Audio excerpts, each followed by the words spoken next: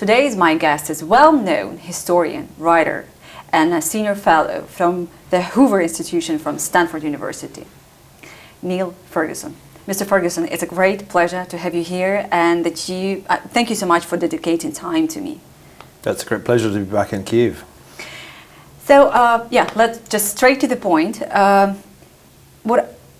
Today at the Yalta Yes conference organized by Viktor Pinchuk, people talking not about only how to end the war, but also that the risk of Russia going further than Ukraine is higher than ever. And my question is about Poland. Poland is once again facing the Moscow's snarling face.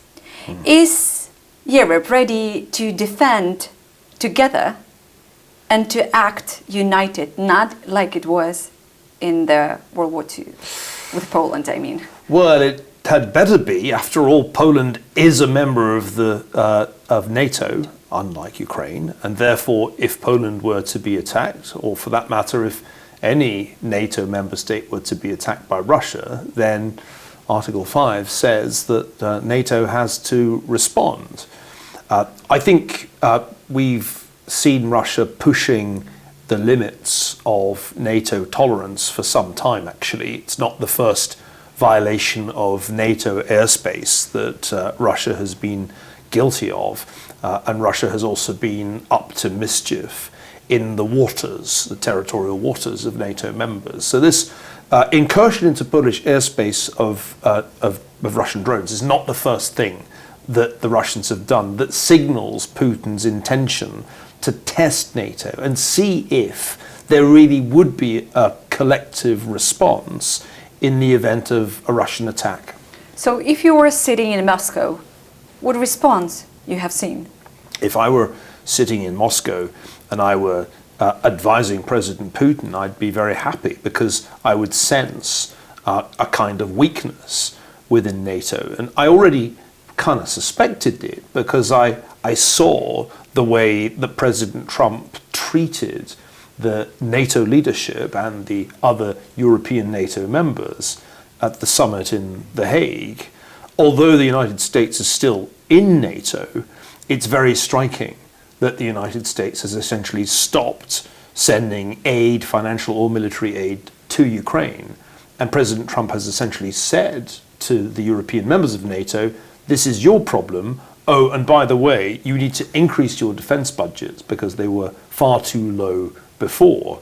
Now, from Russia's vantage point, any kind of tension across the Atlantic is good, because your hope is that when you finally do take the chance and take military action against a NATO member, the United States will say, this is not our problem, it's your problem. And at that point, NATO has ceased to function as a military alliance. I don't know whether you have heard, but in 2022, Ukrainians were kind of ironically saying about the United Nations that they are the United Nations of nothing. And don't you think that NATO also in a risks to become such an organization? I think it's a huge risk that NATO loses credibility, because without credibility, no treaty is worth the paper that it's written on. Of course, the United Nations has been in some state of disrepair for years, but the nadir was the Security Council meeting on the eve of the invasion of Ukraine in February 2022, when a Russian was sitting in the chair. My son, who was then 10, asked if we were watching Saturday Night Live, a comedy show. I said, no, this is the real UN Security Council you're seeing. Now, NATO risks becoming a laughingstock if it does not respond credibly to the threat of Russian aggression against NATO members. And I'm disappointed in the response that we've seen since Polish airspace was violated. I think it's a mistake on the part of President Trump to dismiss this as some kind of error. You don't commit an error for hours on end, and the Russian drones were in Polish airspace for many hours. I think it's also concerning that they weren't all shot down. That calls into question NATO's air defences. So for all kinds of reasons, this is a bad moment for NATO, and it's extremely important that we see a much more firm diplomatic response. I'm not saying we need NATO strikes on Russia, but we need to make it clear in unequivocal language that this is unacceptable and it risks an escalation of the situation beyond where we currently are, an escalation that would involve NATO military action against Russia. Russia has to realize that that is possible. Right now, Putin acts as if he thinks it can never happen. Yeah, but I'm afraid, Mr. Ferguson, that Russia will only understand when NATO will actually strike inside the Russia. I don't think that's quite true. I do think it's important that the discussion... To show the willingness. Well, let me just finish. Yeah. It's important that the discussion about security guarantees for Ukraine after the end of the war now involves an open discussion of European troops being present in Ukraine. That's an important step towards, I think, a very much needed transformation of Ukraine's relationship with Europe.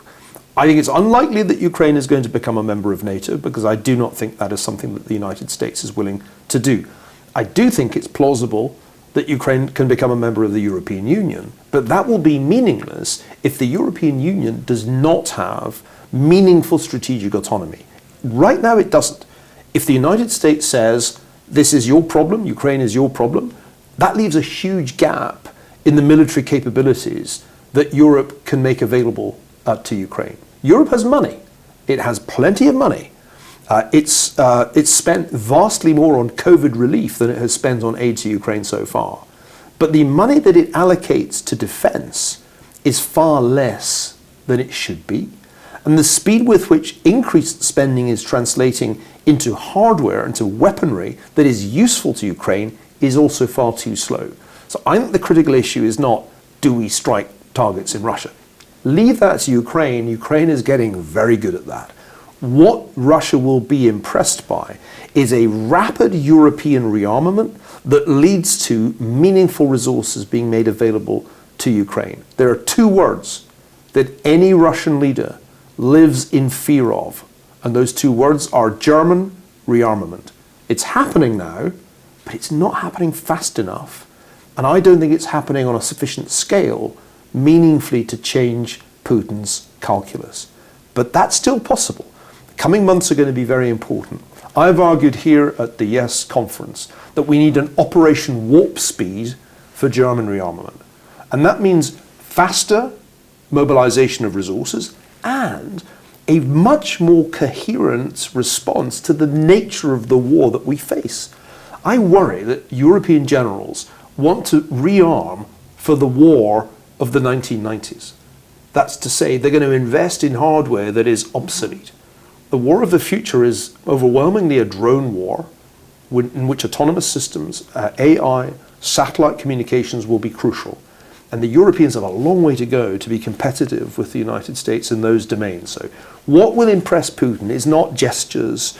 Right now, what will impress Putin is a meaningful increase in the pace of German and more generally European rearmament, combined with aid to Ukraine that makes a difference on the battlefield. Support, for example, for Ukrainian air defenses, which without American support are looking vulnerable.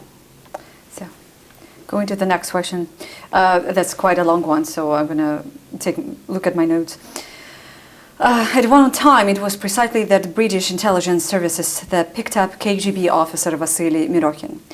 And he showed, perhaps better than anyone, how the Soviet secret service was operated, yes, and the very organization out of which today's FSB was born.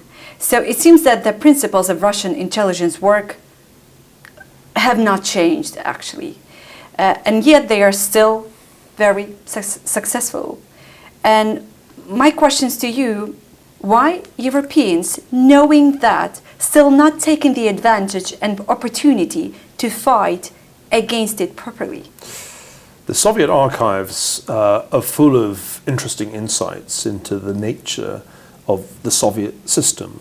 Not only the Mitrokhin papers, but papers that were accessible to Western scholars after the fall of the Soviet Union reveal how this strange totalitarian regime functioned. It was good at certain things. It was good at competing, for example, in building nuclear weapons, and it kept pace and then overtook the United States in its construction of nuclear weapons. And the Soviet system was also quite good at penetrating Western intelligence services and sowing disinformation in Western media. So Putin's Russian Federation has inherited some of that institutional capacity. For example, it has scaled up its weapons production in ways that took the West by surprise. Very few people thought there would be such a rapid build-up of Russian military production after the war broke out. People in the West thought sanctions would make that difficult. They were completely wrong, and we now see that Russia is building more drones in its factories than Ukraine can in its. They're not such good drones, but mass matters in a conflict like this. The other thing that Putin's Russia can do that the Soviets also were good at is disinformation. In fact, this Russia is better at disinformation than the Soviets were, because this Russia has the internet to play with.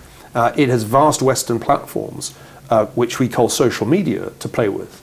So in some ways, Putin's Russia owes a lot to the Soviet Union. It's very obvious in the way that Putin himself thinks. But it's a mistake to think that Putin's trying to rebuild or resurrect the Soviet Union.